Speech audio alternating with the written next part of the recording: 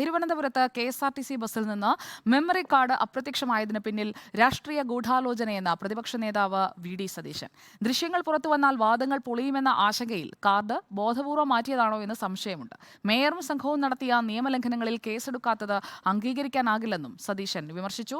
അൽ-അമീൻ നൽകും കൂടുതൽ വിവരങ്ങൾ. അൽ-അമീൻ, എവിടെയാണ് ആ മെമ്മറി കാർഡ് എന്നറിയാതെ അന്വേഷണം മുന്നോട്ട് കൊണ്ടുപോകാൻ പോലും കഴിയില്ല എന്ന് പറഞ്ഞ് അന്വേഷണ സംഘം നിൽക്കുമ്പോഴാണ് മറുഭാഗത്ത് പ്രതിപക്ഷ നേതാവ് അതിൽ ചില കാര്യങ്ങൾ എണ്ണിപ്പറയുന്ന ഒരു പ്രസ്താവനയുമായി വരുന്നത്. എന്തൊക്കെയാണ് പ്രതിപക്ഷം ആരോപിക്കുന്നത്? സുജയ്, ഡ്രൈവറും തലസ്ഥാനത്തെ മേയറും തമ്മിലുണ്ടായ തർക്കം അത് വലിയ രാഷ്ട്രീയ വിവാദമായി വളരുന്നൊരു സാഹചര്യം തന്നെയാണ് നിലവിലുള്ളത്. പ്രത്യേകിച്ച് ആ കേസിന്റെ ആദ്യഘട്ടത്തിൽ തന്നെ വലിയ വിവാദം ഉയർന്നിരുന്നു. പിന്നീട് പോലീസിന്റെ നടപടിയിൽ വിവാദം ഉയർന്നിരുന്നു. ഇപ്പോൾ ആ കേസിൽ ഏതെങ്കിലും തരത്തിൽ നിർണായകമായേക്കാവുന്ന ദൃശ്യങ്ങളടങ്ങിയ മെമ്മറി കാർഡ് കൂടി കാണാതായതോടെ പ്രതിപക്ഷം വലിയ രീതിയിൽ ആയുധമാക്കുന്നുണ്ട്. പ്രതിപക്ഷ നേതാവ് ഇപ്പോൾ പറഞ്ഞിരിക്കുന്നത് ഈ വിഷയത്തിൽ രാഷ്ട്രീയ ഗൂഢാലോചനയുണ്ട് എന്നുള്ളതാണ്. അതിന് കാരണമായി അദ്ദേഹം ചൂണ്ടിക്കാണിക്കുന്നത് മേയറുടെ ഭർത്താവായിട്ടുള്ള MLA കൂടിയായിട്ടുള്ള സച്ചിൻ ദേവ് ബസ്സിനകത്ത് കയറുന്നു, അവർ ബസ് തടയുന്നു, ബസ്സിനകത്ത് ആളുകളെ ഇറക്കി വിടുകയും ചെയ്യുന്നു.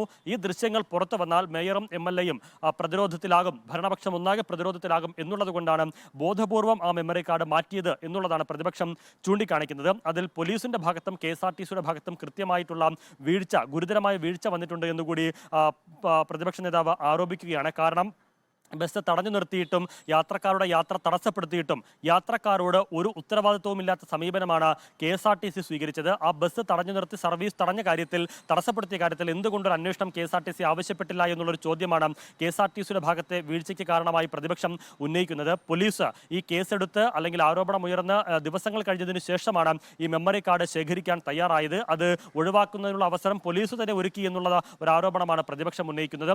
എന്ന് മാത്രമല്ല, ഈ വിഷയത്തിൽ ഒരു സാധാരണ കാരനാണ് ബസ് തടഞ്ഞിരുന്നതെങ്കിൽ KSRTCയുടെ സമീപനം ഇങ്ങനെ ആയിരിക്കുമോ എന്നുള്ള ചോദ്യം കൂടിയാണ് VD സതീശൻ ഉന്നയിക്കുന്നത്. ഈ തർക്കത്തിൽ, ഈ വിഷയത്തിൽ മേയർക്കും KSRTC ഡ്രൈവർക്കും രണ്ടു നീതിയാണ് സർക്കാർ നടപ്പിലാക്കുന്നതെന്നൊരു ആരോപണം കൂടി പ്രതിപക്ഷം ഉന്നയിക്കുന്നുണ്ട്. ഈ വിഷയത്തിൽ ആര് തെറ്റ് ചെയ്താലും അവർക്കെതിരെ നടപടി വേണം. പക്ഷേ അക്കാര്യത്തിൽ രാഷ്ട്രീയമായ ഗൂഢാലോചന ഉണ്ടായിരിക്കുന്നു, ആ സത്യസന്ധമായ നടപടിക്ക് തടസ്സം നിൽക്കും വിധത്തിൽ ഒരു രാഷ്ട്രീയ ഗൂഢാലോചന ഉണ്ടായിരിക്കുന്നു എന്നുള്ളതാണ് പ്രതിപക്ഷത്തിന്റെ ആരോപണം. പ്രതിപക്ഷം ഈ വിഷയം ആയുധമാക്കുമ്പോഴും പോലീസ്, അന്വേഷണ സംഘം വഴിമുട്ട് നിൽക്കുന്ന ഒരു സാഹചര്യമുണ്ട്. ഈ ദൃശ്യങ്ങൾ കിട്ടാതെ മുന്നോട്ട് പോകാൻ സാധിക്കാത്ത ഒരു സ്ഥിതിയുണ്ട്.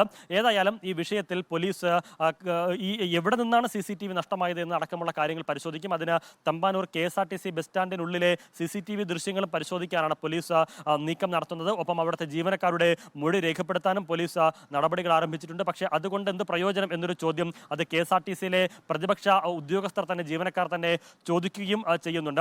ഒപ്പം യദു നൽകിയ പരാതിയിൽ കമ്മീഷണർ ACPയുടെ റിപ്പോർട്ട് തേടിയിട്ടുണ്ട്. അതിന്മേൽ എന്ത് തുടർ നടപടി എന്നുള്ളതും ഉറ്റുനോക്കുന്ന ഒരു ഘടകമാണ്. ഏതായാലും ഈ വിഷയത്തിൽ പോലീസ് പ്രതിരോധത്തിലായിരിക്കുന്നു, ഭരണപക്ഷം പ്രതിരോധത്തിലായിരിക്കുന്നു, പ്രതിപക്ഷം അതിനെ വലിയ രീതിയിൽ ആയുധമാക്കുകയും ചെയ്യുന്നുണ്ട്. സുജിയ. Okay, thank you. അൽ-അമീനാണ് വിവരങ്ങൾ നൽകിയത്.